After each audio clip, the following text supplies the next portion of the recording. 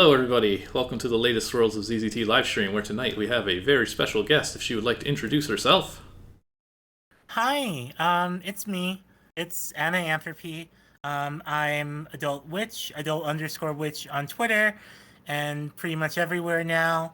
And I am delighted to be here with like one of my favorite games, I think, ever. This is Aw, gonna this is gonna be really fun. I thought you were gonna say one of your favorite streamers. Oh, and also one of my favorite streamers, Das. I appreciate it. You are probably one of the streamers I watch the most. Oh no. Well, I appreciate that too. Today, we're gonna be playing some Kudzu, which I have never played. Yeah, I wanted to ask you kind of what is your experience with this game? Because we talked a little bit about it. Yeah, so my history here is I know of it. I know I cheated to see the ending of the sequel years ago, and I still vaguely remember that actually. Oh, Or and not so the you've sequel, the remake. seen I you've seen the 2.1 ending, Yes, I but could not. vaguely tell you what happens in that, but I don't know what's going to happen in the original, because why would I play the original when there's an update? Uh-huh. And also, Clysm's games as a kid, well, he only has like three released, so, but specifically Turmoil as a child was absolutely one of my favorites, so I'm sure that's what got me to try this and be thoroughly confused as a child by it. Title is indeed a flickering neon sign. It's a really nice effect because I didn't expect it until I noticed, wait a second, why is my screen slightly blinking? Yeah, it's in fact kind of hard to see in some like more recent, like in when I'm running it in Zeta, it's just like solid white. So it's actually a really subtle effect. Um, yeah, so kind of as was mentioned, there are two different versions of this game. We're going to be playing version 1, which was released in 1997. We'll be talking a little bit about the differences between the versions and the, quote unquote quote controversy, or at least we'll discuss kind of um, the way people reacted to the different versions and the discourse around them. Before we get started, I put together a short list of content warnings, Go for it. um, and I'm going to try and call these out when they actually, before they actually come up in the game. So there is a depiction of self harm in this game. There are a couple boards with flashing strobing lights, um, and there is a pretty there's like a pretty disturbing kind of dreamlike death sequence, like main character death sequence, um, that is is upset a lot of players when the original version came out. Well, again, we'll talk a bit about what the reaction this game will be. But I'm going to all of those things are kind of are all in the end game. They're kind of all in a row. Um, so I will try and call them out as we approach that part of the game. Okay, yeah. So we're good to start on our kudzu adventure. All right, let's do it. Yeah. Title screen here by Clysm. It's time to press P. And here we are. You blacked out somehow during the fall. Managed to land safely on top of this building. You notice your parachute hanging over the edge. You're not sure how long you've been unconscious here. You need to find a phone and let someone know where you are so you can get a ride home. Well, once you figure out where you are, that is. Saving already. Um, I am an obsessive saver. that's Ooh, good. actually. That's good advice for this game, where there are some kind of instant death slash completely ruin your game interactions you can have. Um, we are the parachute graphic is great. Um, so to give a little bit more background, so you've heard a little bit about what DOS's experience was with the game. Um, I I have like a complete walk. I know this game in and out, so I'm going to be kind of gently guiding them through the experience.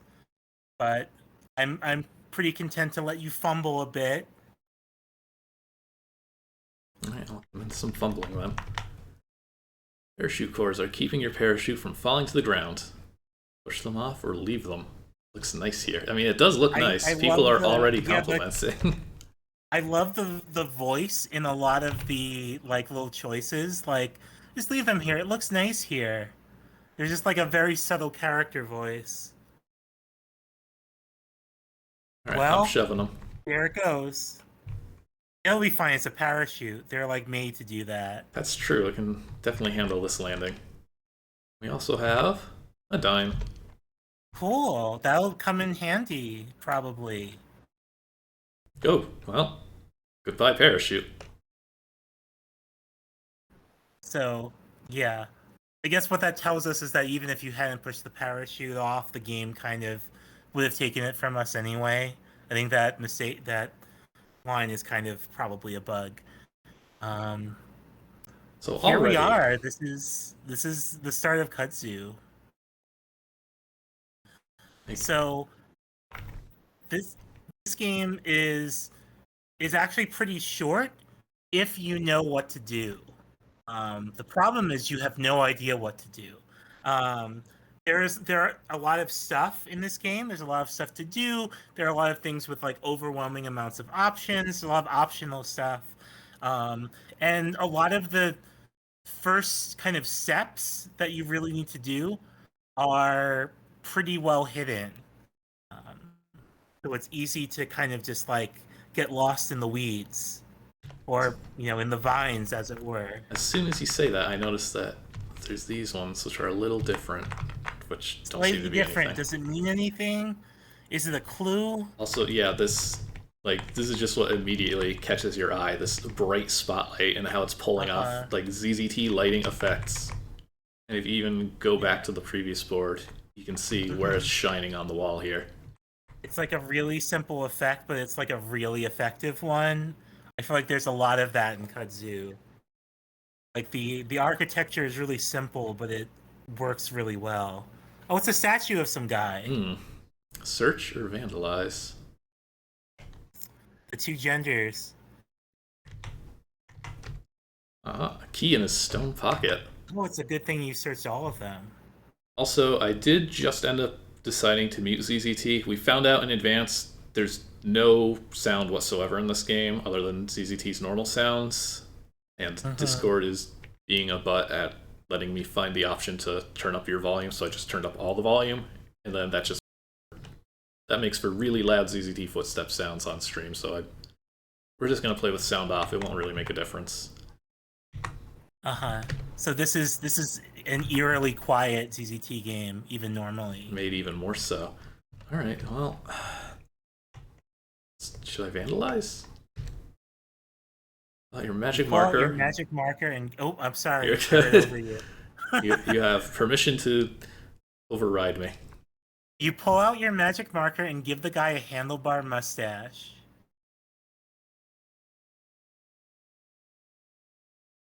You search hoping you would find the handlebar mustache?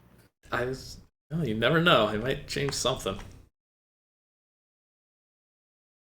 Handlebars for everybody. You should try vandalizing a guy a second time. Go for double. Ooh. You had eyebrows and a goatee. He looks great. You don't want to add any more for fear of messing him up. So we're seeing the introduction of an ongoing theme in this game, which is vandalism. You're going to be able to destroy and deface a lot of stuff in this game. Here we are in kind of the main hall area. I love the fish kind of swimming back and forth. You gonna open that aquarium? I don't feel like drowning today. I feel like saving first before I do something that stupid. Drowning is not how I normally celebrate Father's Day, says Das. Oh no! Oh no, it's aquarium this slime. Isn't water. Well, game over. Yep, that's essentially game over. Um, so yeah, this is another reason why this game is kind of overwhelming, even though the solution is actually pretty simple. Because there are a lot of things that will just make you a lot of decisions that will just make you lose pretty early on. Ooh, Oh, this painting looks strange for some reason. critique it. Don't know You much about say, I art. don't know much about art, but I know what I like. The painting hits you. You Wonder lose Hermit. 2 health. Oh, everyone's a critic, I suppose. Uh-huh. Yeah, that's a fun interaction how given the relationship this game has with its own criticism. Um, because the stuff that we sort of started talking about in regards to the two different versions of this game. And again, these barrels, when you talk, when you talk to one, when you touch one, there's just like a ton of options come up, and this is pretty typical of interactions in this game. A lot of them seem very sort of finite. Like, I feel like if I do something, I might not be able to do anything else. Uh-huh. There's a lot of no take backsies. So yeah, like I just spilled some water, now I can roll it or smash it. Uh-huh. And now the object's And now gone. it's gone, and I don't Um, know if that was good or bad. I think me as a yeah. child just got immediately overwhelmed with how many options there were and was like, I don't understand what I should be doing. Uh-huh. How many options there are, and also the fact that some of them obviously cannot be taken back. Like, you don't know the first time whether, for all you know, you could have just quote unquote soft locked the game by destroying that barrel. That's why I Maybe that was immediately your reloaded. test plate. Yep. Hmm. Yeah, so the stakes feel, I don't know, There's it feels like there's somebody. stakes. This room has a bunch of interesting interactions. Moth schmoth. There's a moth trapped in the light bulb. Listen, my friends won't live me down if I don't rescue the moth. Hell yeah. Oh no! Hey, that's not a moth, it's a virus. You suddenly feel terrible. Oh, I'm dying. Oh, I'm fine. You got better. Don't worry. Yeah, so part of this game is even just sorting out which of these interactions are important to, what we call the critical path to victory, to actually reaching the conclusion, and which are just there. You see your reflection in the plate. The shiny plate. Oh, Wait, that's not you. The face in the plate laughs silently. The face has disappeared. here. You see your reflection in the plate. Such a There, good now it is just me. sequence That's of spooky. interactions. What's this guy up to? Because he's getting awfully Yeah, what close. is that guy up to?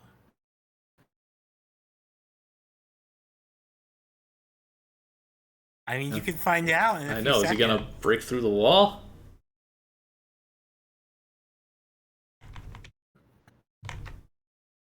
Us guy. Some advice for you. When the road of life seems to go on forever, walk into the 8th block from the top. Hmm. Seems to have lost something in the translation. Well, I'm writing that down. That sounds important. Huh? Does it? What I think is fun about this guy is that he's so slow getting all the way into the building, and since ZZT boards are persistent, you can come and go a few times with this hub, through this hub room, with him getting like a little bit closer each time, sort of like a murderer, which is like pretty fun. Like I there mean, does feel like there's like a sinister intent behind that guy. he did just break through a wall. He did break through a wall. He just had something really important to say. I'm already like worried. These creatures. I want to say they're gonna be snakes, but I mean, it's ZZT. You can never tell until you touch one or ZZT, get you can never attacked. tell what's a snake. There's too many good snake characters is the problem. A harmless A looking creature. harmless looking creature. For now. Mm. That moth looked harmless. A strange looking plant. Some kind of stalk. So, one thing I am noticing, and this is just a way that ZZT can betray information, is that these are named Plant 1 and Plant 2. So, the object wasn't just copied. Uh-huh. So, surely there's a independent reason. plants. 2 independent plants.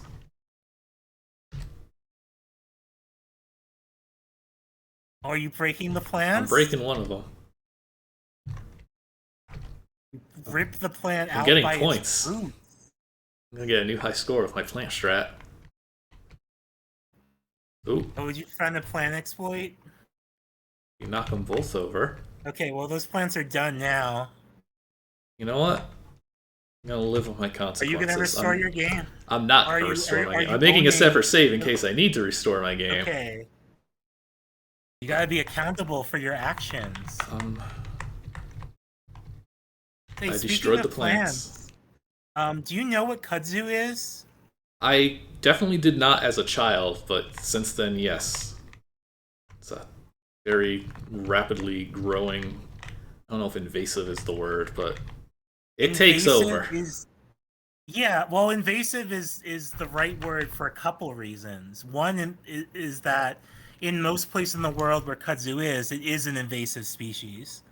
And two, in that it literally murders other plants. It's a murderer plant. Its leaves are so big, it basically covers up other plants completely, and its leaves absorbs all the sunlight that those plants would have gotten, and basically starves them to death. Ooh. Pretty brutal. Oh, hey, an eyeball. That's rough, and also there's a big old eyeball and a swimming pool, I think, and some more spotlights. There's something you don't see every day. This place is getting pretty interesting. Yep. Oh, and here's some ammo. Oh, I didn't think this was going to be a shooty game. But I suppose whatever just climbed out of the water looks dangerous enough that you might want to shoot it. It is not. It is mostly not a shooty game. Shooty game. And I think from the little gray part at the bottom of that board that it might connect to what's up the stairs here. So I'm going to try going that way next.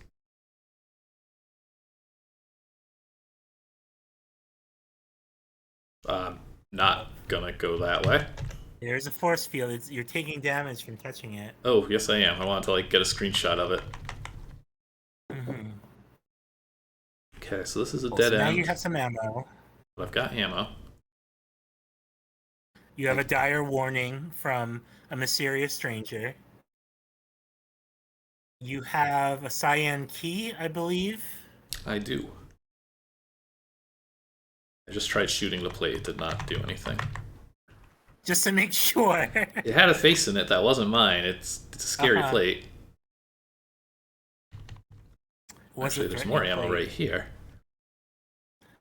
Yeah, if only you could figure out how to get to it.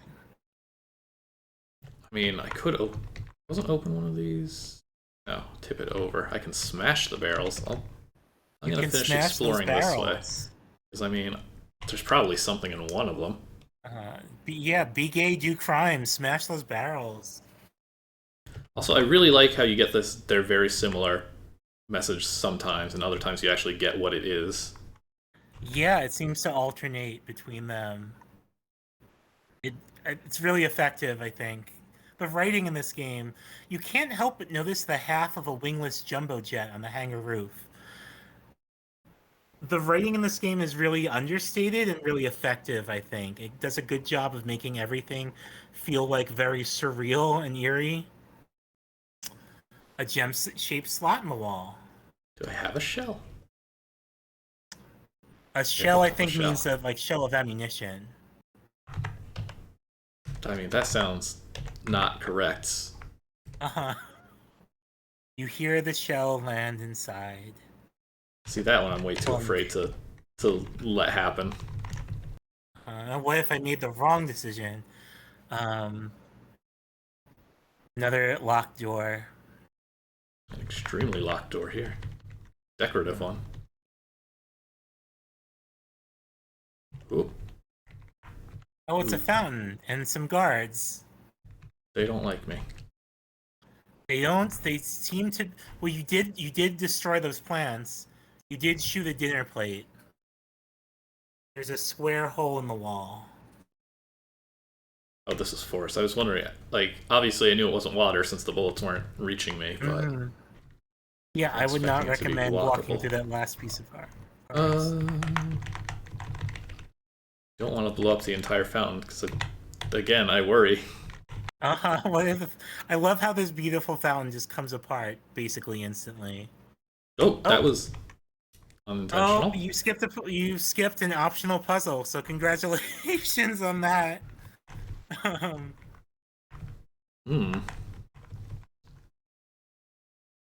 That's fine. But there's a white door here, and There's unless that's a fake wall behind it, which it is. Ooh. Aha. You found some ammo. Can I open this from the other side? Locked and chained. Absolutely not. Can't Listen, it's locked and barred on both sides.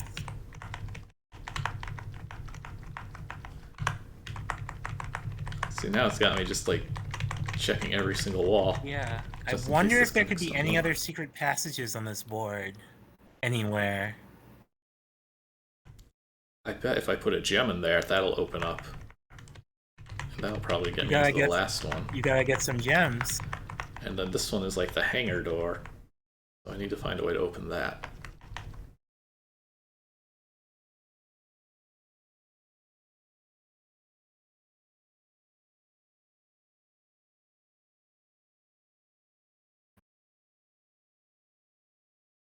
So, based on what you've played so far, how would you characterize, like, if we were gonna put it in like EGM video game magazine terms, the gameplay of Kudzu so far? Like, what genre is this? How would you describe it? I mean, I think in terms of like a game magazine, they would just they'd go with probably puzzle. Like this is vaguely Myst-like in a way. I'd say having not actually played Myst for more than like 5 minutes. But that's not a bad comparison. At the same time, I know in terms of ZZT, this would probably get flagged as trippy, and this is kind of like a pioneer of that. These kind of just weird worlds that you get to explore, and kind of a sort of dreamlike state, or you don't know. Think it? Or you don't know what's gonna actually happen next because it could really be anything. Do you think it fits the trippy label? I want to say yes. I think later on, trippy gets used in ZZT games to just be like, this is a teenager's idea of what an acid trip is. This is what a kid who's never done acid thinks. Yeah, this is an acid trip is like. This is what happens when you slightly overfill your cough medicine up when you have a cold. Yeah, they're actually. I did a terrible thing and looked at the forums on Z2, and there's actually some debate about, like, this is like a conversation point around this game, is like, is this really a trippy game? And I think some of the reason people have pushed back against kind of labeling this as a trippy game is, I think, both has to do with how it's like a really protean example of, that genre that wasn't quite a genre yet, of at least of ZZT games, and also that, like, sorry, I think I'm onto something here. Yeah, no, you're I was thinking of a word. I think that the games that stand out in kind of the trippy genre are like, a lot of stuff that's truly psychedelic, like a lot of, oh, you found the key. I guess destroying things is a good idea. But yeah, things I think of as sticking out in the um, trippy genre are really psychedelic games by like Viovis, like stuff by Draco, rest in peace. Um, and and compared to those, this game is at least at this part that this opening part feels fairly mundane and kind of in some ways naturalistic. Like there's nothing like super there you've had some creepy encounters, but like everything is straight lines. Like there's no like flashing colors yet. Um this is not a game that it's more like a dream than a trip, I guess. Yeah, dreamlike is definitely, especially since I'm about to go to the eyeball board here again. Oh hey, watch out.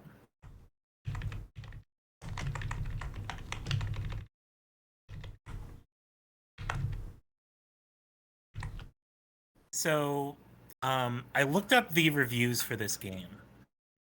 The ones that are archived on the Museum of ZZT, at least.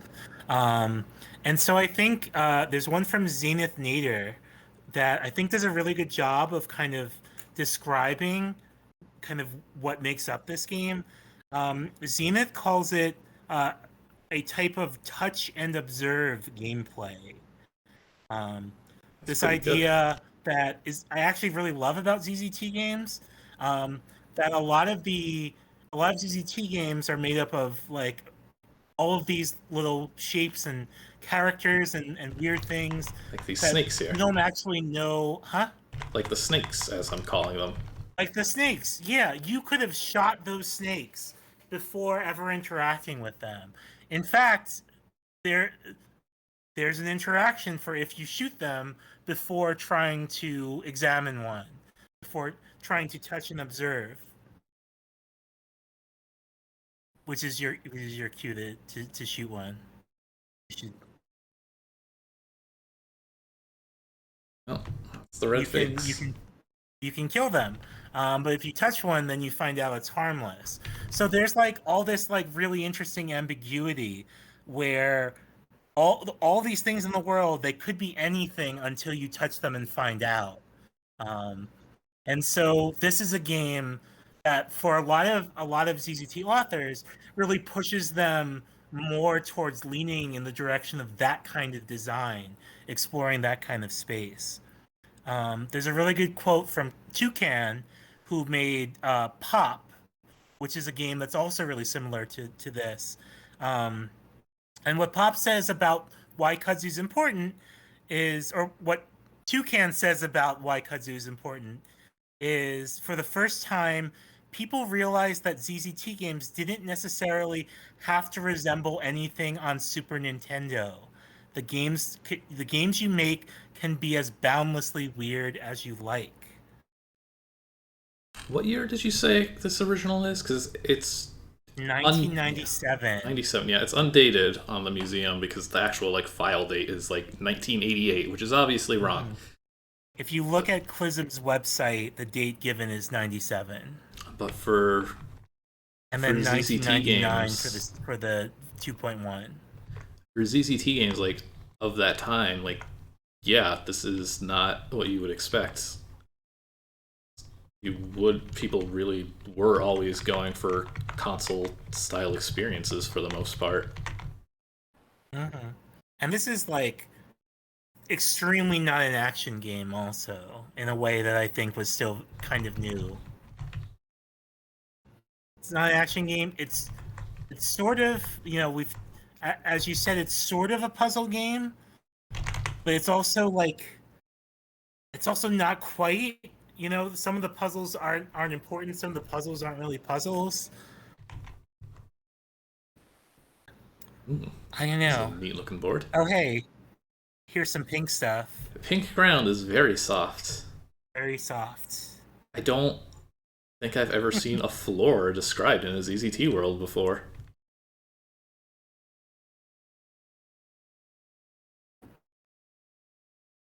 Also, going back to the touch and observe aspects, there's this sort of not really completely shared vocabulary, but like there are characters that you see they kind of lens towards one thing or another. Like me calling them snakes, that's the kind of character that you would use for an enemy.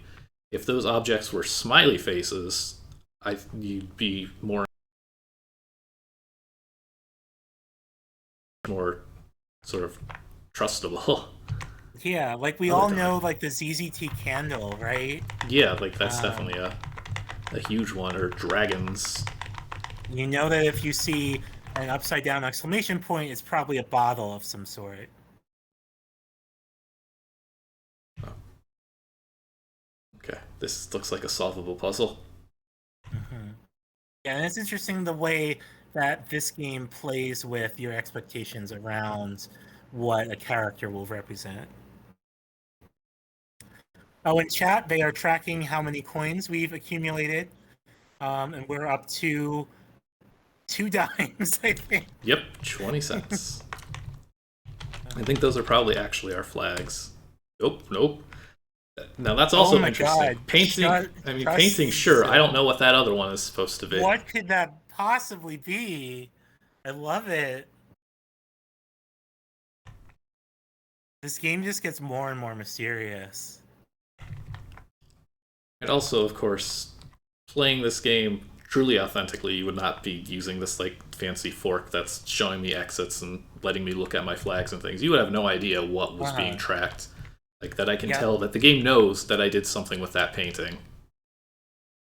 That's been recorded, and I'm not supposed to know that that's been recorded.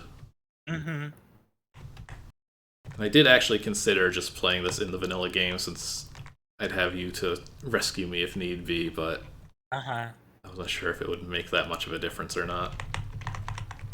Well, it's interesting because, like, I have never known that there was a chus flag in this game. This is getting too strange. So I think it's interesting. Yeah, it's interesting the ways in which this sort of like gives us a little bit of hidden information about the game, but I don't think that hidden information really is not actually helping us understand a whole lot. No, it is kind of interesting to me too that this is definitely going for an extremely sort of atmospheric exploratory vibe, but the player is still able to speak for themselves. It's not, this is me. This isn't DOS moving around. It's still a character. They're just there's still pretty quiet one. There's still a character voice in like all these like little options and comments, and often it seems to be a voice that's like kind of preoccupied with destruction a little bit.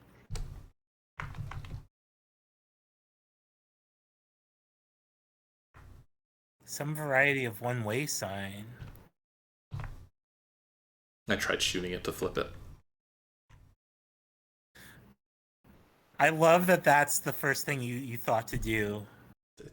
I touched it a second time to see if it would act differently, but then you don't get a lot of verbs in ZZT normally.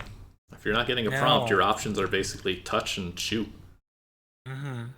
Touch and observe.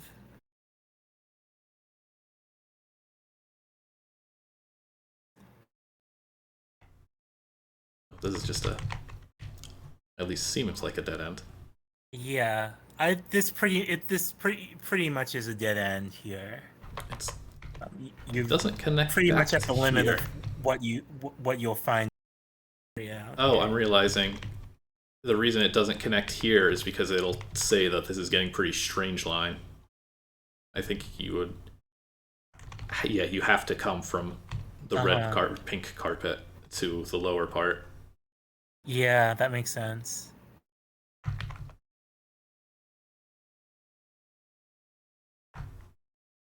Somebody was in chat was suggesting a board edge, and that's always a possibility that there's, or just fake walls or getting advanced for.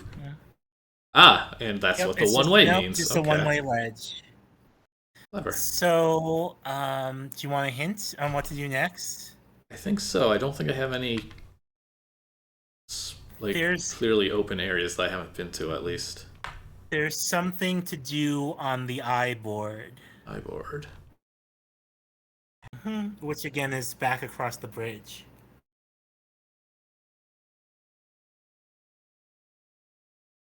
Also, I really like the faux 3D layering this game has. It's doing quite a bit of it. Yeah.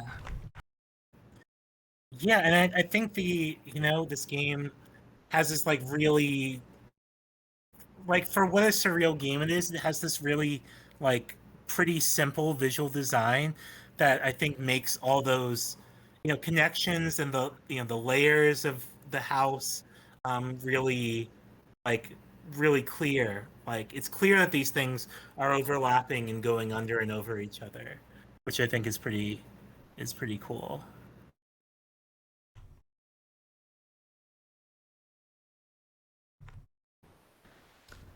This is, I think, another really easy point for people to get stuck, because what you need to do here is like extremely non-obvious, and basically the rest of the game is locked behind it. You do need to shoot something. That was my guess, which kind of just fell into the fact that, again, those are my verbs, and it's probably the eyeball. Push. Push.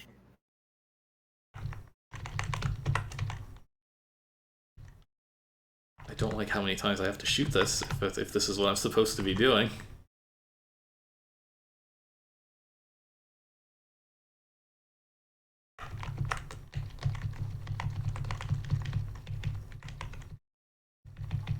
I think you might be confusing the game by alternating which part of the eye you're shooting. Oh. Oh, well, that got it. Yeah, so there you go. Goodbye to the eye. Small square peg. You got a small square peg. And a green key. Aha. I understand geometry. Hell yeah. Yeah, I know I can open this door, but I want to show off my toddler level of understanding geometry. You understand geography. Wait. Not geometry. Geometry, yes. Geometry. I'm a teacher. Uh-oh. I played myself. Oh, I was expecting... So that's the gem-shaped slot. You're thinking of the... I was going to rotate my square peg to be a diamond. You can figure out... Oh, you don't have gems. I don't have any gems, though. Well, I found the gems. But how actually, do you get wait to a them? second. Pull or push. You get a good grip. Take that. There you go. What could that arrow on the gems have meant? There was an arrow. They were arrow shaped. They were shaped like an arrow pointing down. Oh, that's way early. Okay, well, I will take your word for it. Just take my word for it. I have way too many saves, and I've just not been putting much thought into them. Okay. Ooh, this is not going just straight south. It is taking me to Triangle Room. Priceless Ring of Oz. Triangle Room. Our crude paintings depicting from On left... it are crude drawings depicting from left to right someone smashing a vase, an equal sign, and a skull and crossbones. What could it mean? I have a hunch. Though I must know. Let's do the bad idea. Let's do the bad idea. We reduce it to shards. Whoa. Oh no! They're not happy. They move so fast they can't. Now it's really priceless. Also, you're dead. Yeah.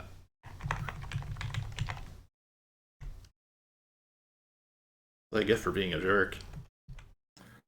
Yep. Although there's a lot of times during this game when that behavior is rewarded. Or at least kind of ignored.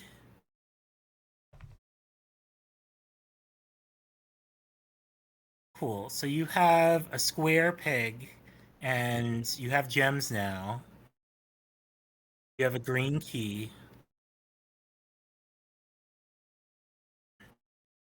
Machinery shifting inside. Oh, did not do anything on this board, It does at not least. change anything on this board. This kind of just gives me a reason to sort of retour the entire place. Mm-hmm.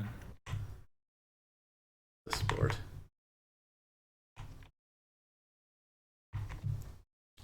I'm curious. So that's where you found the ammo the first time? That's right, that's what was in here. Like, wait, what is the point of that room?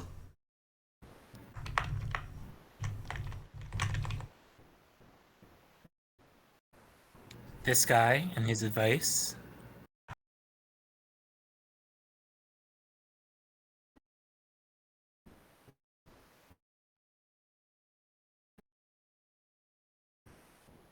Cyan door. I was expecting there to be like a passage here. I was not expecting to actually wander through the brown. Just some brown. Points.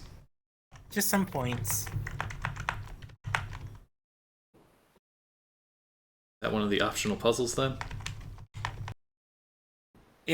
Yeah, that part is fully optional. I think there's even some more points in there that you can find, but yeah, it's just points. And the key for that is the key that you got from searching that statue. So not even super, a puzzle in the conventional sense. You were going to demonstrate your mastery of geology to me. Geography, geometry. That was me thinking that I could use a square peg and put it in a diamond shape. There was another hole that you found.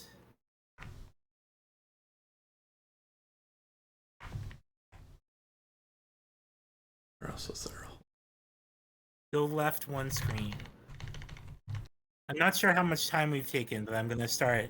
We've been recording for like 40 minutes. Okay. Oh, I also never examined any of this because it was all getting shot to pieces, and I didn't want to get shot myself. Yep, it's just a fountain, or it used to be. It's very good at having this destructible fountain. That's definitely unusual. There's a square hole in the wall. Okay, but... Yeah, I guess the square peg doesn't fit.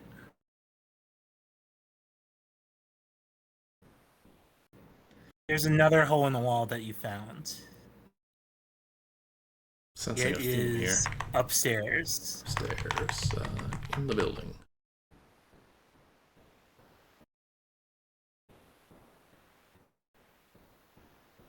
Upstairs.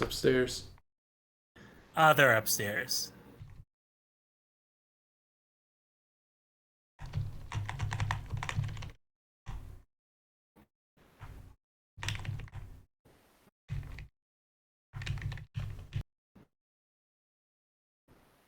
You're Das.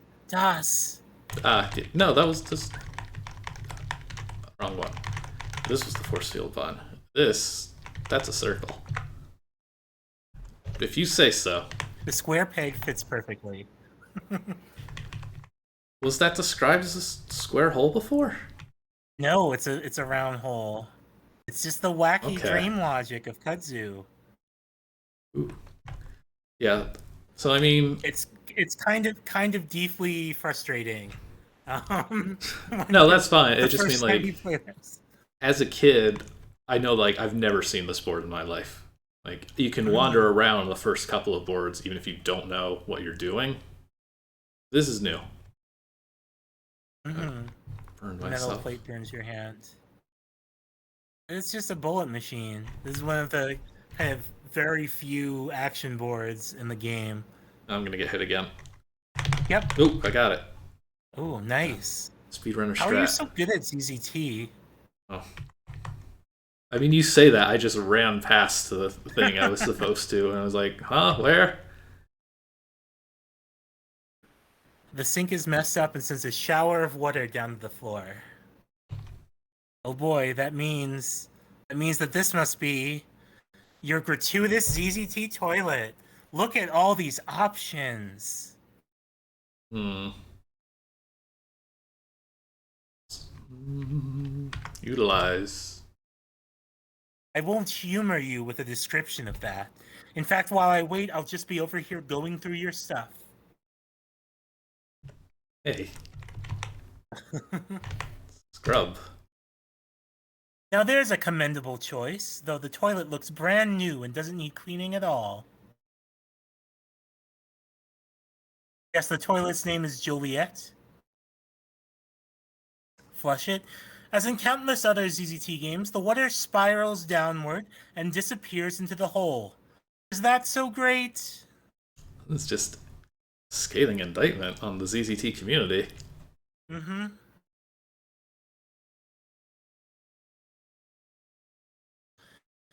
You kick the toilet, knocking the seat up.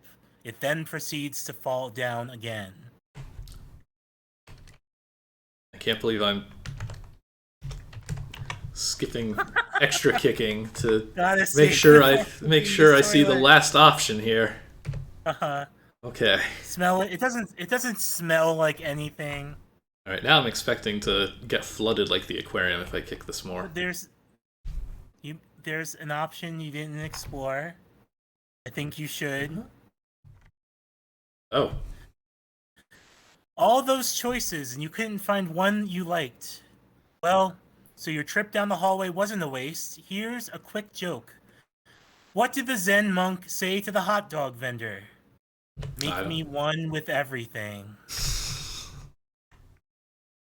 Incredible. It's pretty good. It's pretty good joke. I don't know if it's a good joke. I learned many jokes from ZZT games, so far from the first. And yet the Knight alone has like 15 of them. Oh, it's like a plot point to get jokes in that game. You draw your foot back and deliver a tremendous kick. The toilet is in ruins. Ruins, Das.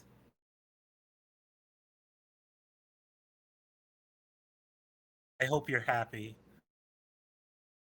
Well, I don't think this toilet was going to get much use with this room.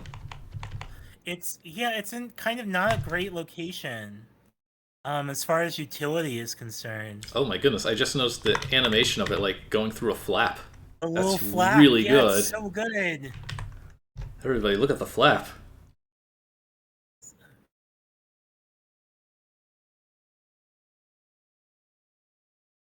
You found a small round peg. Cool. Who cares? What's it for? Who exactly are you asking? The peg? Myself? Whoever asked who I'm asking. Your humble narrator has no idea. Oh, that was a finite choice. Did I miss anything fun there? Yeah, you picked up the peg. You got the peg. Yeah, but There are all just different ways to pick up the peg. Okay. So now you know you remember where the other hole was. Square hole.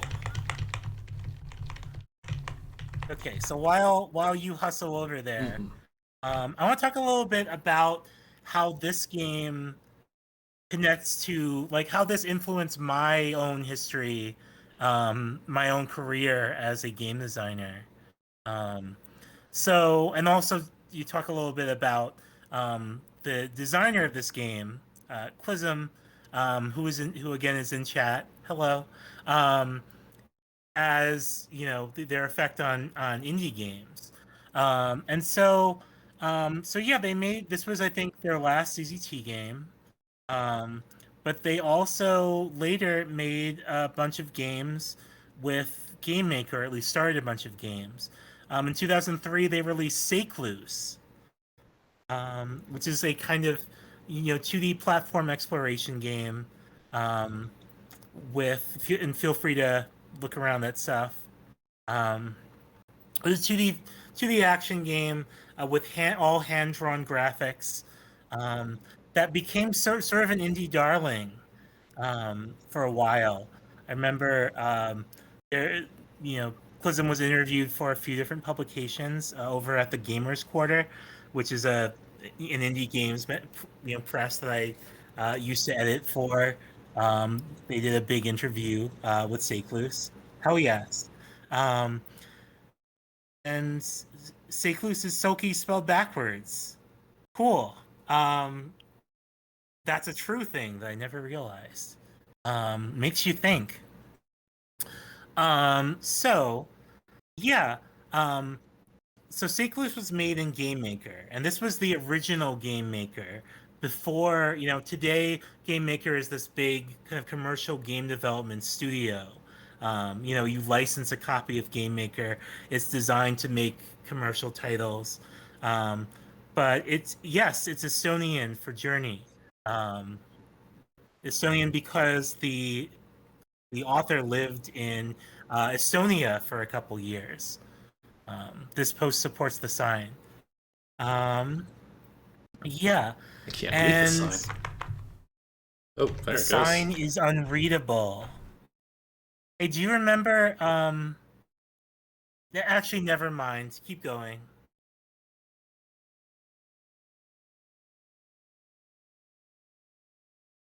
Do you remember? Did someone say something earlier about what to do when a road seems to go on forever? Ah, this would be a forever road. I did write it down. 8th from the top. Thank you. I'm going to come back to talking about Secluse. After we get through this encounter. Ooh. This is a typical ZZT action game going on over here. Yeah, very violent. Wise Guy says, I sure am glad I'm not down there. Well, I'm sure I could handle it. You said it, my brother. What's going on anyway?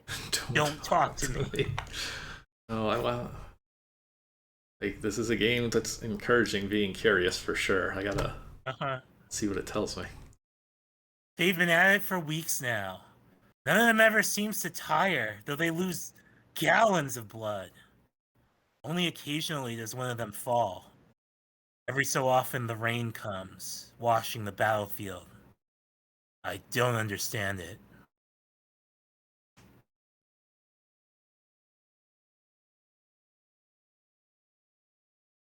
I sure did.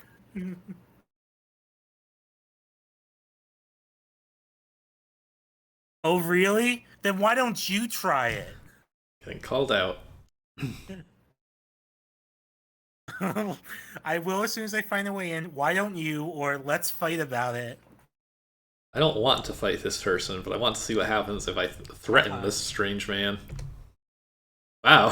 He surprises you with a swift punch in the stomach. You double over in pain. Punch him in the face, try a foot sweep, insult his mother, apologize. As FYI, for chat, insult his mother, unsurprisingly, is a fat phobic joke. Well, let's go with the much more egalitarian option of punching him in the face, then. The classic face punch. You make a feeble attempt to attack him, but he once again astonishes you with his speed, hitting you in the head. I figured. Make a desperate lunge or surrender. This guy seems like he is kicking my ass. This guy can go. I am losing health. You are losing a ton of health. You make a screaming jump at him. He calmly steps aside and delivers a tremendous kick. Apologize or just walk away. Sheepishly give up. Oh, okay. No harm done. Well, oh, she accepted. No harm done to him. You are at 19 health. I'm gonna actually reload on that one because you do lose health in this game. Yep. So there's toxic masculinity in a nutshell, I guess. I'm just a jerk. Wow. What's your problem, you simp? I You was, can't say that on Twitch. I was not expecting that in 1997. I don't think the word had all the exact same Probably not. connotations that it does now. Uh, they're wise enough to forgive, at least. Hmm. So yeah, this is all this is all that's in this branch over here. Is this guy and the fight that you can have with them. There is something back though on the last screen that you could find. To talk a little bit more about Seclus though, um, I basically decided that if Clysm had been someone who had made ZZT games and made ZZT games that I had loved, and if Clysm could make the switch from ZZT to Game Maker, then I figured I probably could too. And so I, got a copy of Game Maker and started tinkering with it. And that eventually led to me, I started making games with Game Maker. That led to me making games with Flash, and those were the first games that I made, commercially, for money. And so in a real way, like this ZZT game kind of was one of the things that set me down the path to the career that I've had, which I think is cool. Um, it's something that I need to forgive it for. Oh, you just killed that guy. I just killed that guy. Oh, I touched all the no. walls first. He's dead, Jim. Don't call me Jim. Oh no, that was not Well, the thing I needed to do. Can you quickly check what flags are marked? I notice I only have one now. That's still Oh, it's down. just chests. Oh,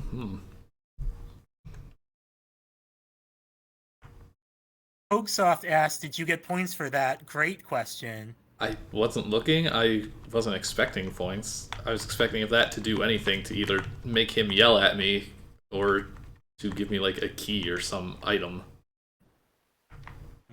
That was just a lump. It's somehow it feels much more gruesome with it when it's not just a red fake. That there's this. Yep. There's, that's like such a that's like such a character for like, like a body also that's like fallen over. So It's the just points lying did there not on the ground. change.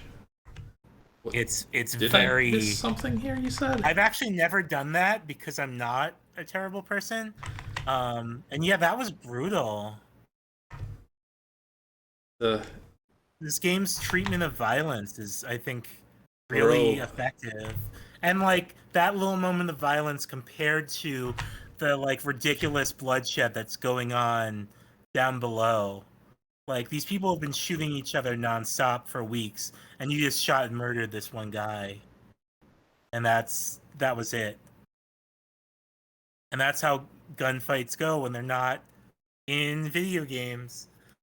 I'm gonna sear you a little bit because we're almost at the end game. Yeah, what am I missing here? You're not missing anything on this screen. There's nothing here. Oh, it's because I said. Yeah, you told me to go back the screen. I thought you meant here. I'm sorry. I meant back to the screen before the Forever Road. I'm sorry, that was my fault. Yeah, there's a little secret thing on this screen. Actually, I didn't even realize I could walk on these. Guess there's something here. Oh, there's this little mark on the other side. There's a loose brick. Pull on it, push on it, eat it, ignore it. Are you sure? This looks like it may be one of those instant deaths so common in other people's ZZT games. Yes, I'd really like to eat it, or let me think about it a while. Alright, I'm eating the brick. Hell yes. You brace yourself for a teeth-shattering bite, and are surprised to discover the block is made entirely of vitamins. there's enough variety that you don't exceed your daily recommended daily dosage in any one type. You feel great. I love it. Great choice. Cool. So now you're pretty much locked on the end game path if you follow this path. Should I? Yeah. It's been 1 hour. Like we got time to kill if there's more to do. So I have a list of all the funny things to do, and you've done a lot of them. I think you've done all of them at this point. And Murder the Wise Man wasn't on your list? Huh? Murder the Wise Man was not on the list. Murdering that guy was not on my list. I did not know you can murder that guy. Also, the end game is like there's a ton of stuff in there. It's just that after this, the game gets pretty linear. But there's still a bunch of stuff to do.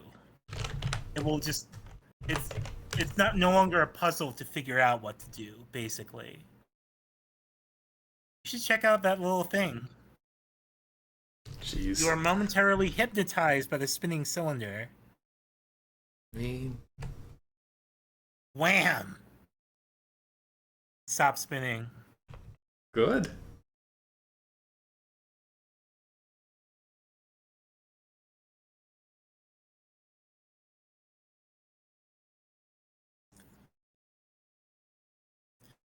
So, there's still a little bit more until we get to the ending. But as we kind of approach it, I will talk a little bit about. I don't want to spoil the ending for either this or the other edition. This post supports the sign. So what? Or rip it out. But I do want to talk a little. I will talk a little bit about the kind of discourse surrounding the ending. Real quick before that, I don't know if it's just the order that I ended up solving things, but I feel like the player is becoming more violent and like terse. Like the so what? That kind of option wasn't really there at the beginning as much. Yeah, I think that's a fair observation. You did also just murder that guy. Right. I did. I mean, there's no going back from that. Now you're just the kind of person who rips signs out of the ground.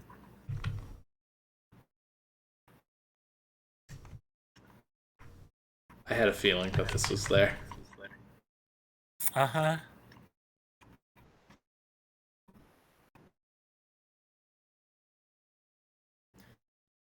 So yeah, what we're gonna see is the original ending of the game. Hey, it's my parachute. It's your parachute. It landed over here.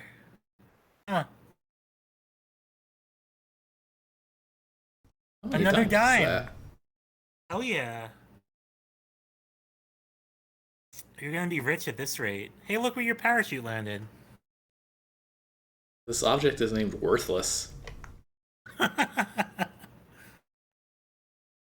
don't think this is how it would work, but...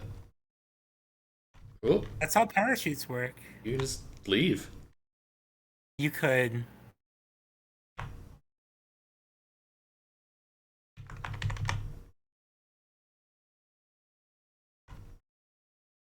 That's really odd. I'm very curious if that's an oversight or not. Yeah, I feel like either it's an oversight or it's an oversight that...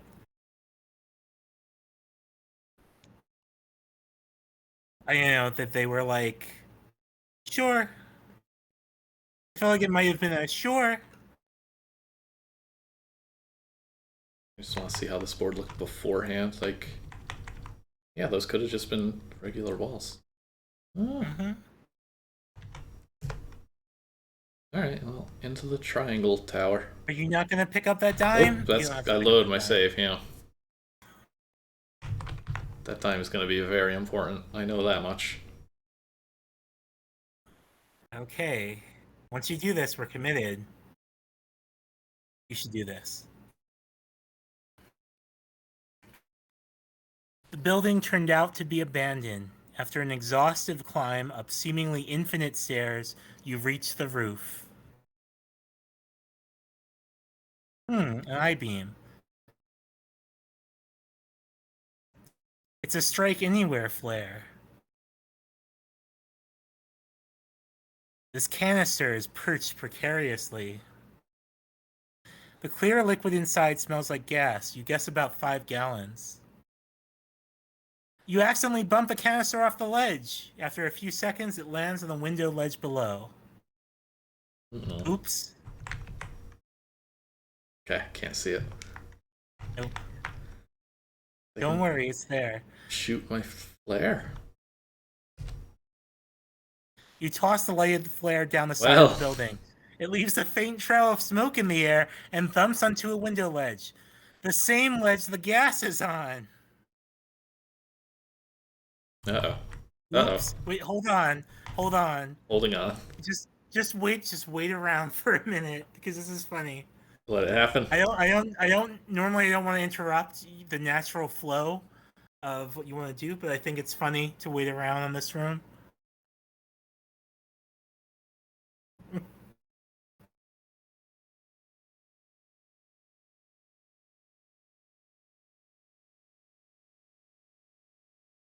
You're safe. The fire went out just in time. It's a good thing there were no people inside. Now that you think about it, there aren't any people anywhere. But there were people. Well, you killed him. I didn't kill the guy who told me the little poem who broke through the wall. That's a person. Possibly a machine if he can smash through that wall. You're upsetting the balance. Well, that's ominous.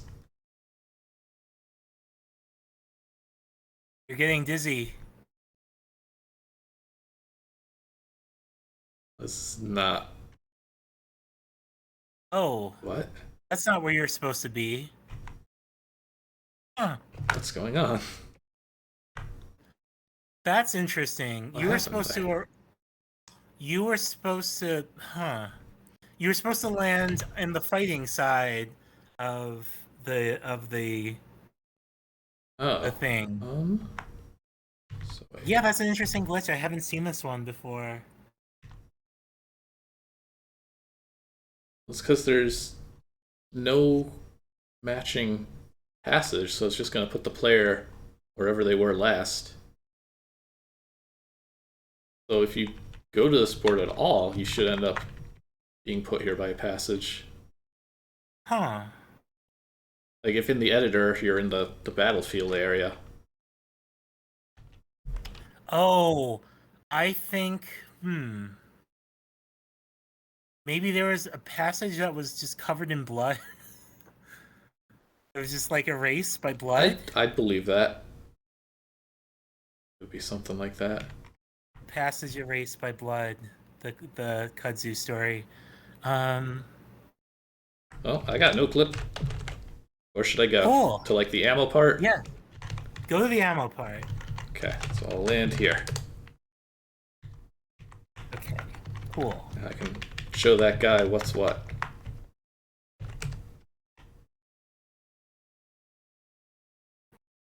So yeah, at least all of the previous times I've played this, you end up falling right into the middle of this battle and have to try to not get murdered. And then you go into this area. And I want to just give a quick content warning, flashing light screen coming up for a couple seconds. It'll be from the right of this board.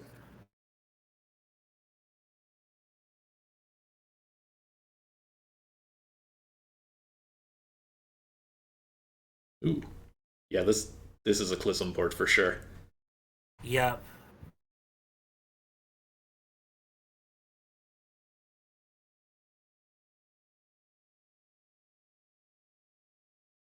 There's more dimes.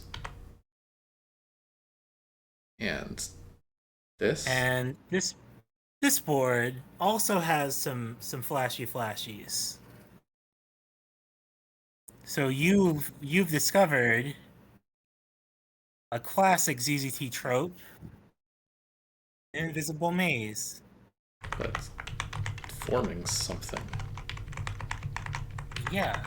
So while you attempt to solve this maze, I'm going to talk a little bit about the different endings of this game. Um, so in 1997, this first version that we're playing was released. 2 years later, in 1999, version 2.1 was released. So version 2.1 is mostly the same. There's a few cosmetic changes, except that it introduces a new ending sequence. Um, so the ending that we're going to see plays out, and then there's additional ending um, beyond that, which is very different. And I'll talk a little bit, and maybe I'll spoil that ending after we see the original ending. If you Uh, want, like, I don't mind downloading it real quick and just changing to that board. okay, yeah, or we could do that. That actually is great. Um, but yeah, so a lot of people, there's a lot of conversation on record, between the forums and on in the reviews of this game on ZZT.org around which ending is better, how people feel about the endings. Um, we've There are a bunch of comments on the first ending, the ending of the original, that was creepy, scary, confusing. I have a review here from 2004 from someone called Dare You to Move. It says, I understand why some people didn't like it, but I am not one of those people. It was really fun, though no true storyline. However, the ending was pure stupid. And then we have a review a year later from Peer Peer Pumpkin Eater, which says this game doesn't give you easy to follow directions. That's part of its charm, and part of why the original is better than the so-called update. And so, yeah, as Pokesoft is pointing out, the new ending, the 2.2.1 ending, is much less ambiguous than the ending that we're going to see here first. So, yeah, let's go on ahead. There is content warning. There is some self-harm on this board, and then we're going to see the flashing board again afterwards. Welcome to the Hall of. Of? The plaque says Boris. A large man is sleeping in the corner of the cell. There are art supplies and half-finished paintings all over the floor. I'm already incredibly intrigued just because one of the characters in Turmoil by Clysm is Boris. This is probably the most interesting board in the game.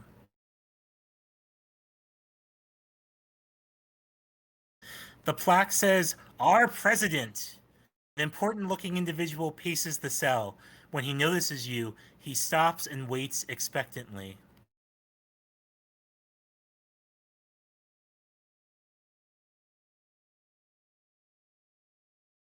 The plaque says, Susie. You see a skeleton leaning against the back wall and a few coins on the floor. The plaque says, Lucy. The dog seems very happy to see you.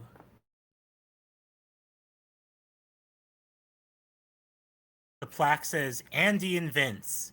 It looks like they somehow cut away a section of the glass and escaped.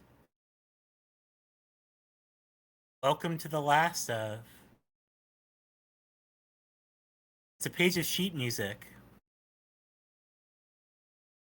There are no words, but the music looks very complex, as if it was made for many instruments at once.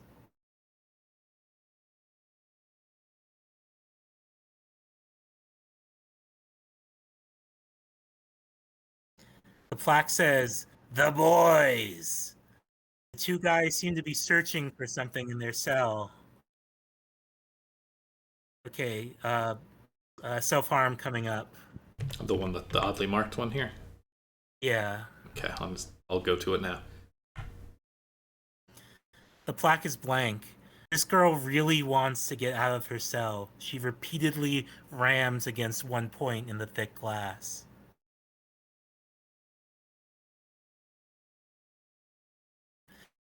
The plaque says unlawful invisibles.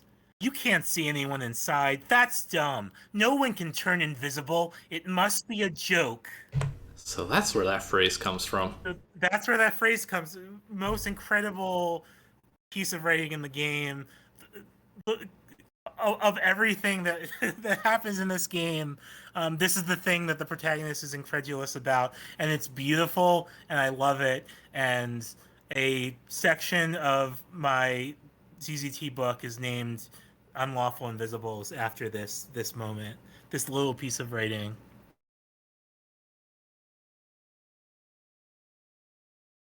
The plaque says "Ant Farm." Ants swarm wildly. They don't look very pleased to be stuck here. Welcome to the end of. Not to change the focus from the very atmospheric mood here, but depending on one's experience with ZZT, you will see these two things specifically, and you might know exactly what they are just by this very specific combination of characters. What are they? These are Coke machines.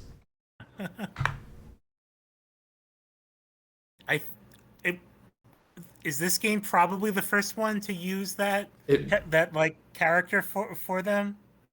It very well could be, but at the same time, it's also not specifically saying it, which I mean, it is. Like, I don't think it's a weird coincidence or anything, but like, yeah, because that seems like the kind of thing that you would like brag about. Like, look at this incredible, like, combination of this character. Machine character.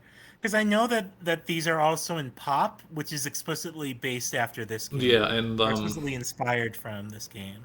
I know Anthony Testa's Deep December, that takes place in like the New York subway system, and that's got Coke machines to buy health refills from that use this. Mm-hmm. Everyone learned it from Clysm. I have 3 dimes is the thing. I don't know if I should be spending a quarter on a Coke. Even worse. The machine ate your money.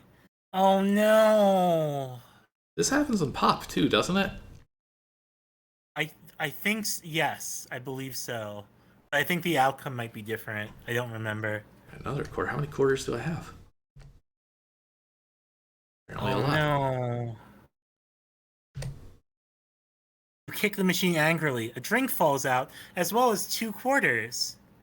You didn't realize how thirsty you were.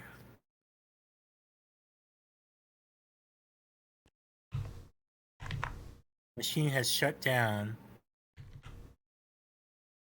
Lemon lime soda tastes very good. Content warning for the flashing screen again. They'll be over in a couple seconds, probably. Oh, yeah. Same board. Same board. Well, I guess here's some replacement money.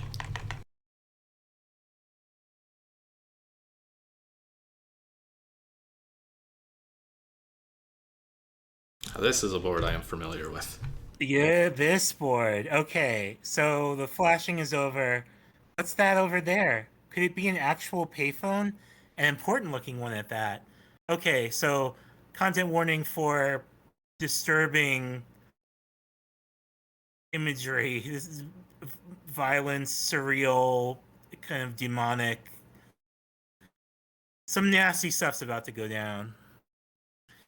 You hear an angelic chorus that seems to get louder as you near the phone. What's the deal here?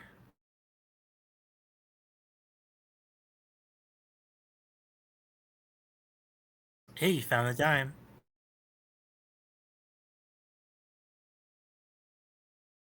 You feel an ominous presence as you pick up the receiver. You look over your shoulder, but there's no one around.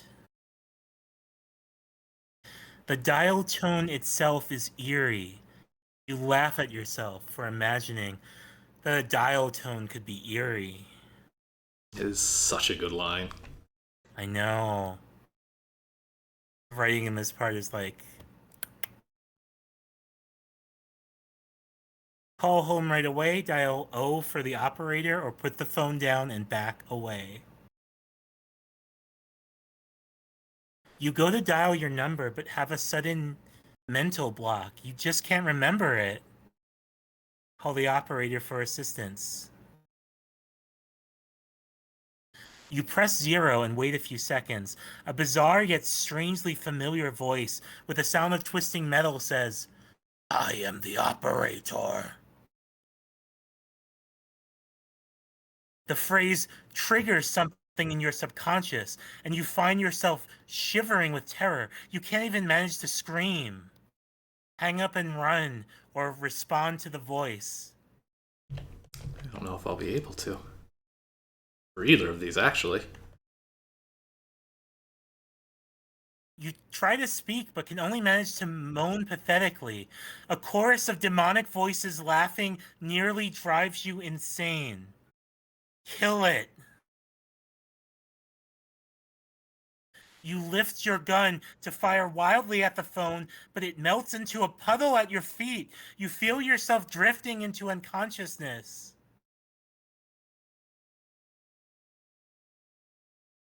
And that is how the original Kudzu ends.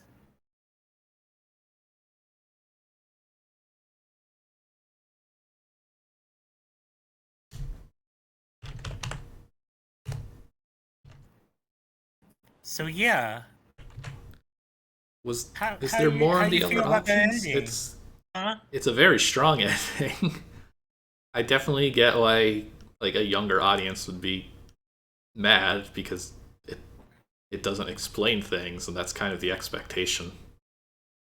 And this, I mean, at the same time, this game is all about like subverting that and saying, well, why should you expect to get a clean ending out of this? Yeah, it also really to me reminds me of like it really captures the feel of like one of those dreams where you wake up screaming, like where like suddenly everything gets really violent and the violence just like escalates to the point where like suddenly you're just like, oh, I'm awake, I'm awake. And it feels really abrupt. But yeah,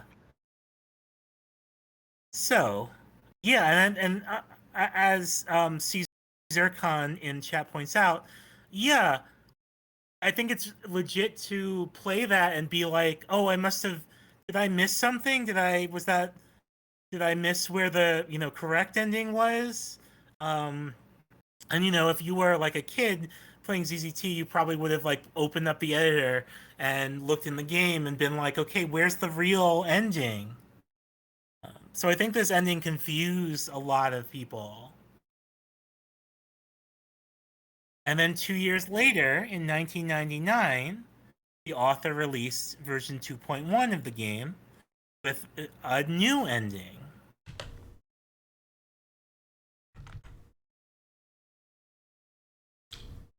The flickering has changed. Yeah, the title screen has been a little bit changed. We are not going to play the whole game. We are going to cheat our way right to the ending. Yep. Actually, this is already new. So you can see there's just a lot more exposition. The pilot had warned you that the plane was going to crash. Yet as you fell, you saw it fly away as if there had been no problem. Remember a strange look in the pilot's eyes as he gave you the parachute and helped you jump. You landed safely on the roof of this rather interesting complex, which seems to be completely isolated. And this part, I think, is the same. Looks that way. Just jump right to it. So don't teleport too far. Yeah, I'm trying to think what sounds. Try start with start with the climb. Oh yeah, that's good. Oh no, that's not the tower I thought it was gonna be. Yep. So go with here. So this was yeah, as you just saw from going to the passage, the phone screen. Can you go back through the passage? the phone screen is right above here. So in this version of the game, after the phone encounter, the phone. I think in this version, you shoot the phone. Phone dies. Congratulations, you killed phone. Um, and then you can come down here to go through this passage to the more traditional the rest of the end game.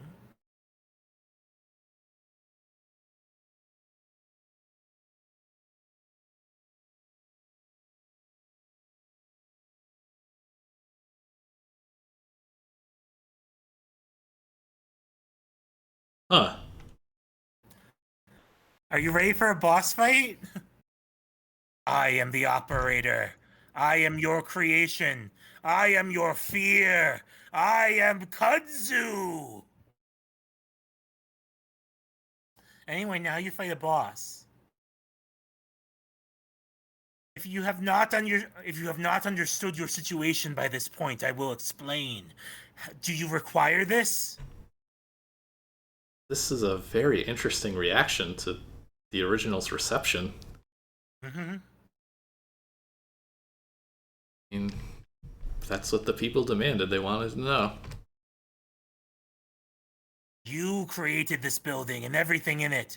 Rather, it is built from your subconscious. I am its shaper. Who are you? I have taken form from your haziest thoughts. Those things you do not truly understand are easiest to work with. Simply put, I am a figment of your imagination. This conversation is not actually occurring in the waking world. You are in a dormant state. So, this is just a dream? Not exactly. Although I too am composed of aspects of your memory, I did not originate in your mind. This is what you call dreaming, but at the same time, it is real in a sense you could not possibly understand. How do I get out of it? That is my dilemma. If you awake, I will no longer exist. I am now part of your mind, and until I can gather more energy, I cannot leave. However, I can overpower your awareness and take over your body. Oh, just like Kudzu. This requires destroying you in your current state. Conversely, if you were to destroy this structure, you would be able to return to waking consciousness. But I will not allow you to do this. I will now eliminate you.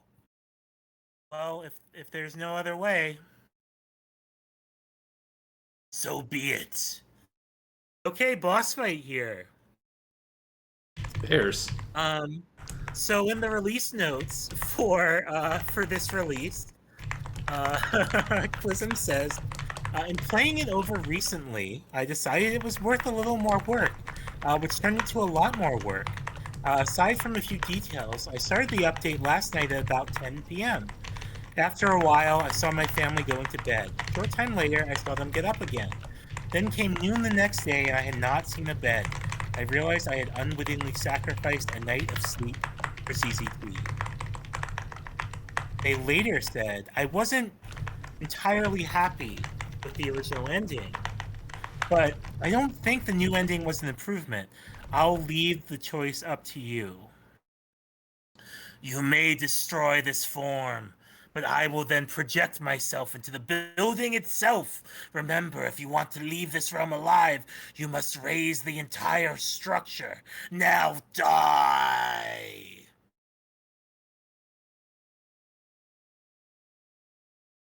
But yeah, fight some bears. It's so, like, jarring compared to the rest of the game. It does come on a little suddenly, huh?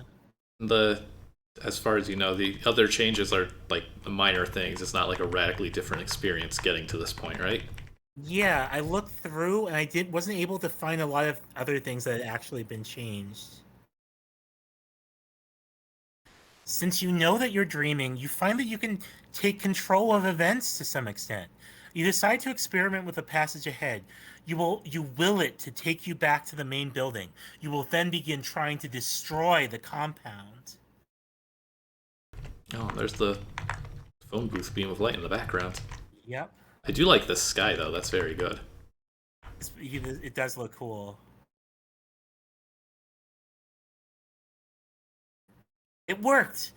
Before you begin your destruction, how about releasing all these prisoners? You're not sure anymore how much of this is real, but you wouldn't want to take the risk of harming them. Oh, moral choices Mentally in fling gaming. the doors off or leave them to die. You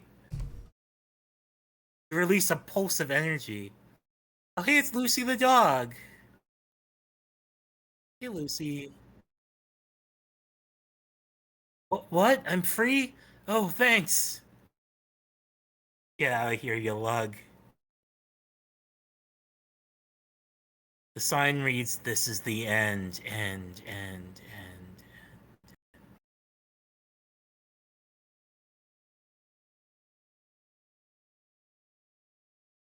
Wow, everything's coming up player.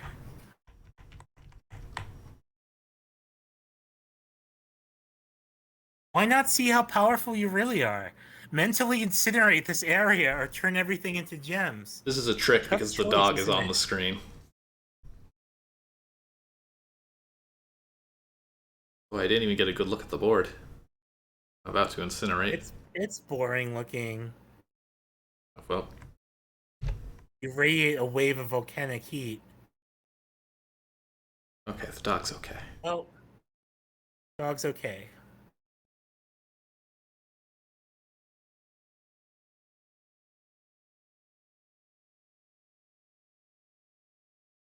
The passage led to some sort of shuttle made of rock which carried you here. You have made quite a mess of this area. It looks like the hangar is open now. The jet has no wings, of course, but after all, this is a dream.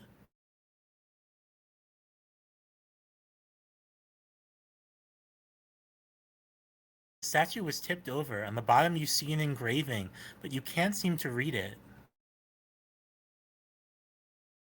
You got your classic gem-shaped slot.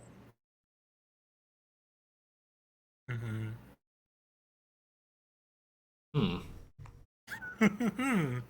The others were somehow already in the plane. Takeoff was easy. It had sort of floated off the roof and into the air.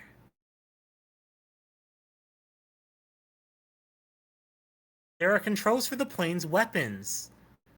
Weapon, that is. There is only one large button, and it has a depiction of the sun. Will you push it? Of course, right away. Or no, it would be dangerous. Not yet. Sure, it could. The plane is easy to fly. You just have to put your hand on this panel and decide where you want to go. Okay, I am blocked from that passage. Ooh. Get real close to the front, though.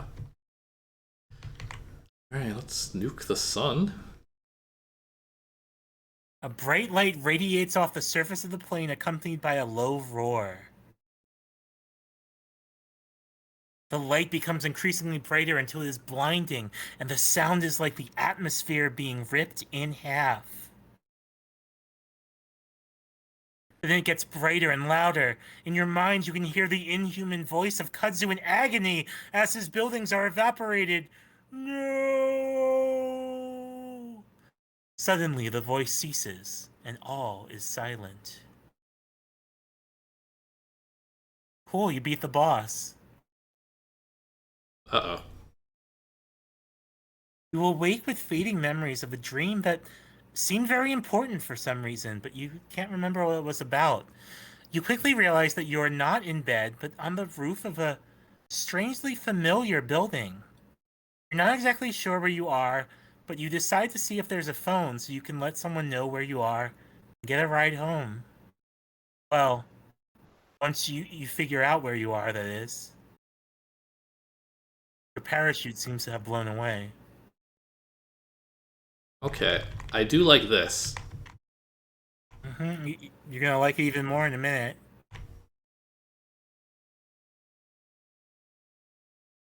How much is here?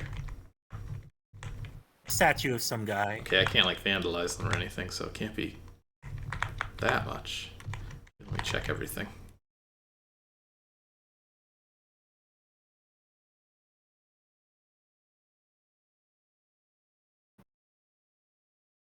So most of the doors are gone.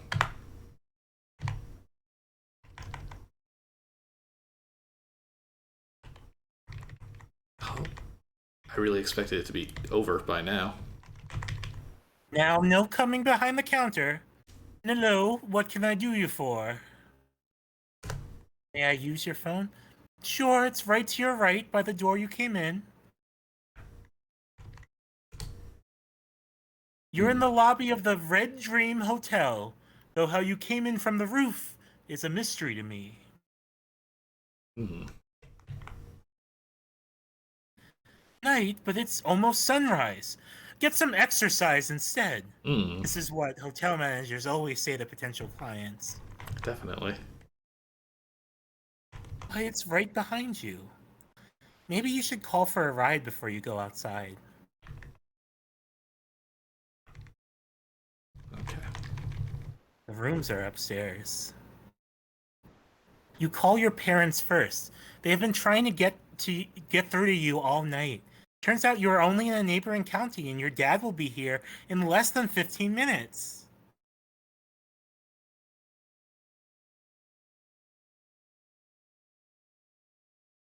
Happy Father's Day. Happy Father's Day. Your father meets you outside. As you drive home, you try to piece together the strong impressions you had from your dream, but you just can't remember. When you arrive home, you find that your parents have got you a new yellow dog. You name her Lucy. For some reason, that name fits her perfectly in your mind. Yay! Lucy Oh, escaped the dream! the end. And then you woke up! Oh. Hooray!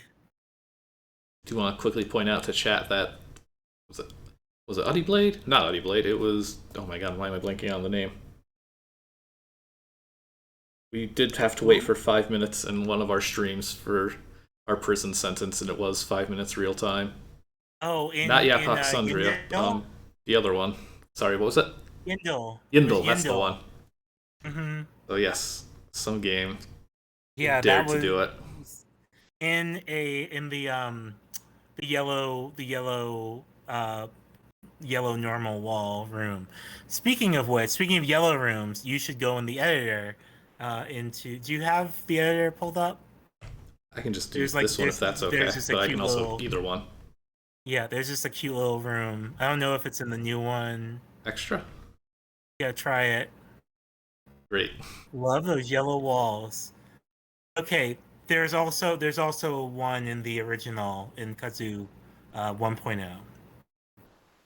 So yeah, so this is the revision to the original game that the author made, and this is the one in 1999. And so yeah, and so we can conjecture a little about like, I mean, we also have the author in chat, and if Clysm, if you want to weigh in on why you decided to change the ending, then I would love to hear about that. But it seems obvious that like a lot of people were probably confused by the original ending.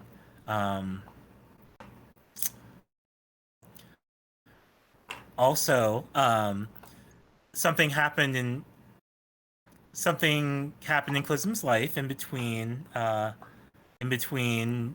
release of, I believe, in between the release of the first game and the re-release of it. Now I'm feeling like should I talk about this because they might be in chat.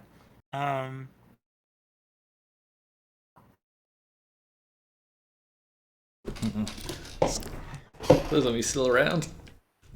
I don't even know. So, but they have been public about this. So up. Aha. They say, I think it was probably a response to feedback. I like the world and wanted to revisit it, but I still don't think it was better. Yeah, that's fair.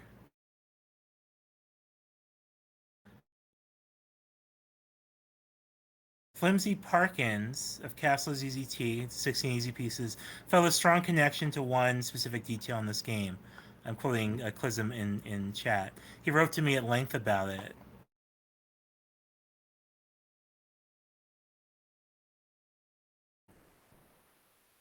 Would love to hear about what that Yeah, is. what was it? We're on pins and needles.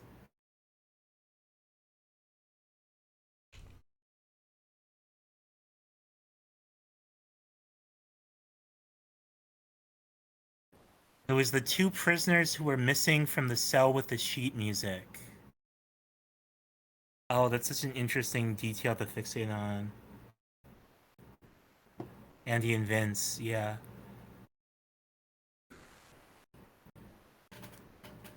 Are these characters references? Because I mean, like, I saw Boris and thought turmoil. I don't know if there was any meaning to any of the others.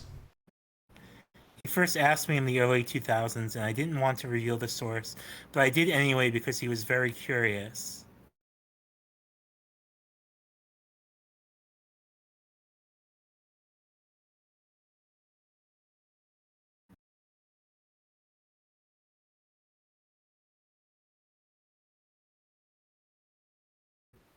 All the prisoners have references, but I prefer to have them stand on their own. Uh, R.I.P. Flimsy, by the way. Mm-hmm.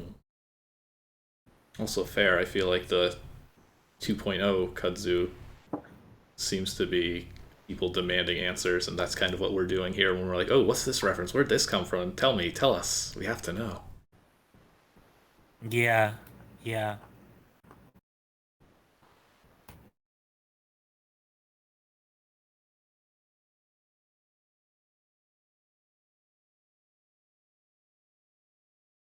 It was indeed erasure, was the reference. I told him that, but he came back to explain why he cared in 2014, about 10 years later. And it was a fascinating story.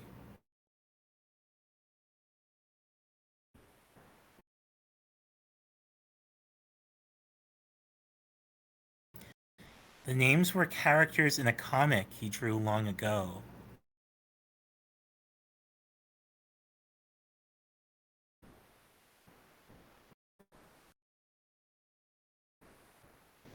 And then he met two people later who happened to have those names.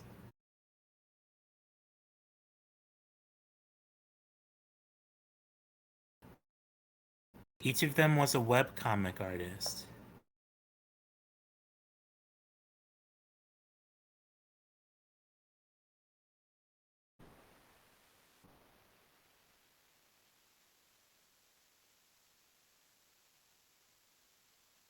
Yeah, that is quite the coincidence, actually.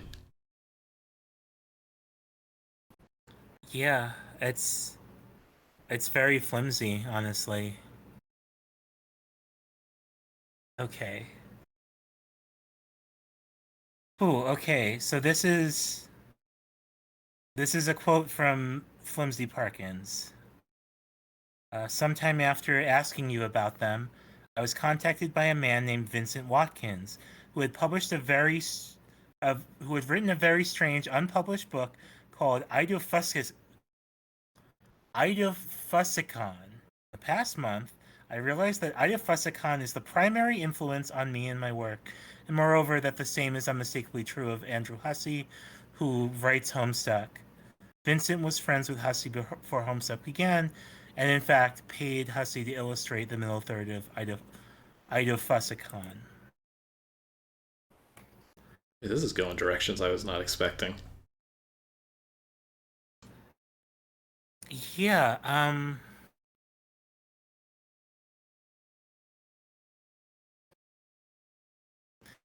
yeah, I mean, I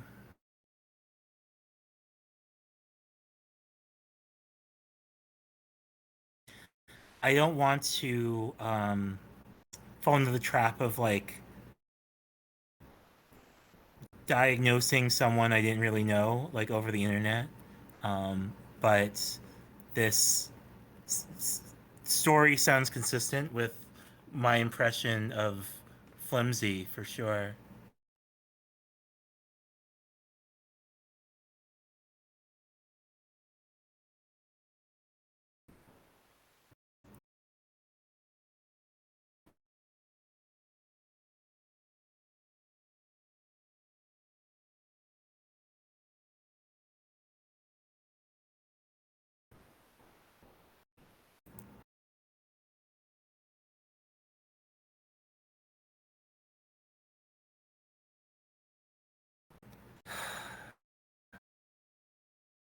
Yeah. R.I.P. Flimsy.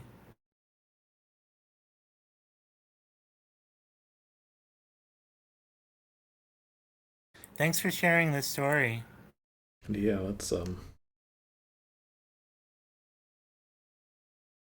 else.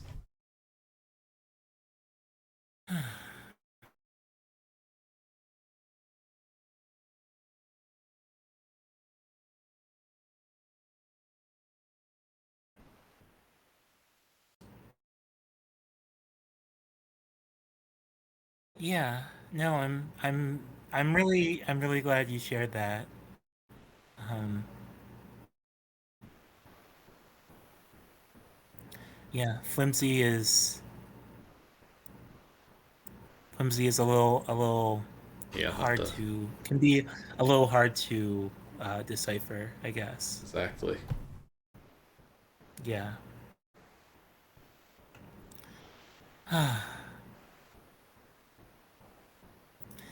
Because I'm glad, or Nail Punch, I'm glad you're able to make it tonight. Um, also, I don't feel pressured to explain or comment anymore on your game, um, unless you want to.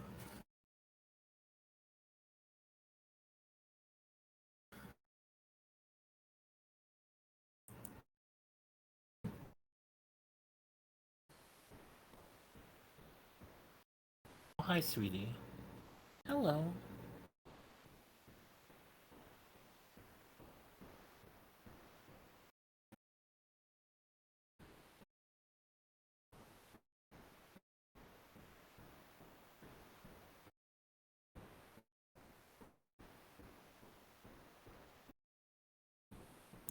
Yeah, that's fair.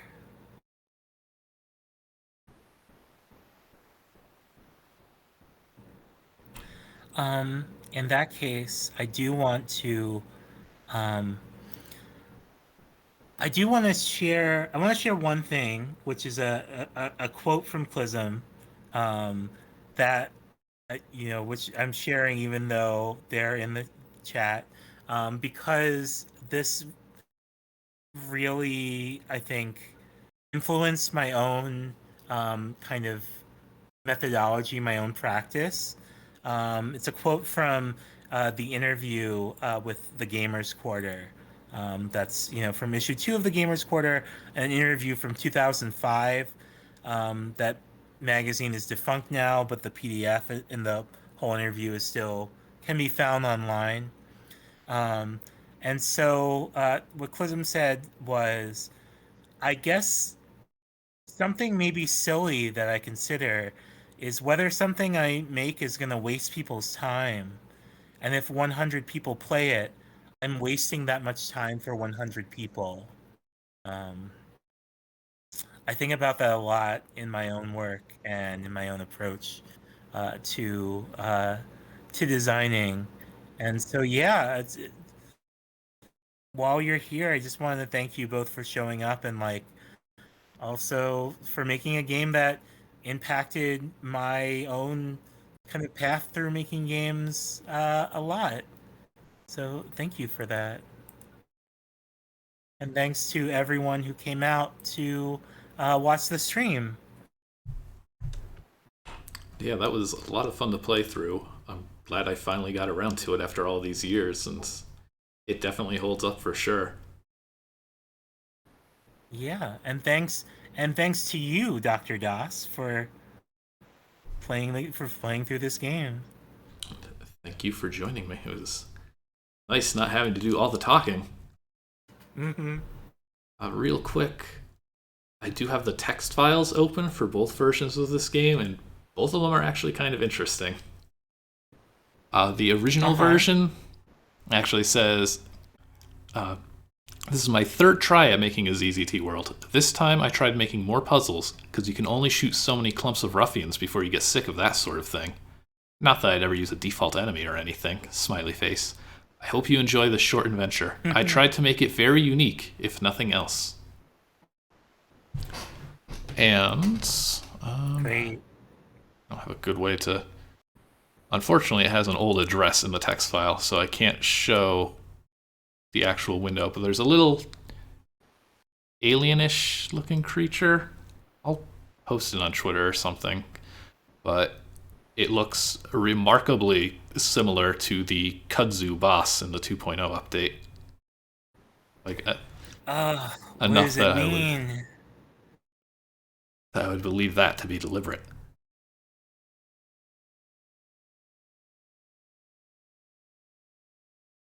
What does it mean?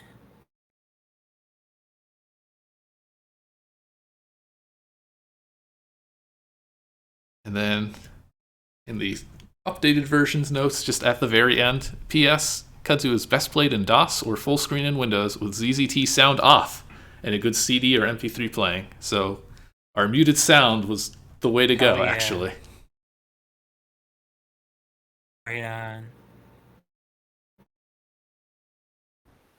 So that's going to be it for now. Thank you all so much for showing up. Thank you, Anna, for being here. Yeah, switch this over to our little stream credits. Thanks to everybody for supporting these streams. And oh shit, that's my name. That's your name. Congratulations on alphabetical order favoring you. Yeah, that is a real perk of choosing a name with all A initials. Just the opposite of ZZT this time. Well, yeah, take that, Tim Sweeney. Next time somebody decides to play through Kudzu, maybe you should listen to one of those albums credited in those secret boards. And get the full experience. That's going to be it for today. Thank you again, Anna, for being on here. We will be back next Friday with... What's next Friday? Whatever poll game happens to win this time. We'll be posting a poll for that later tonight.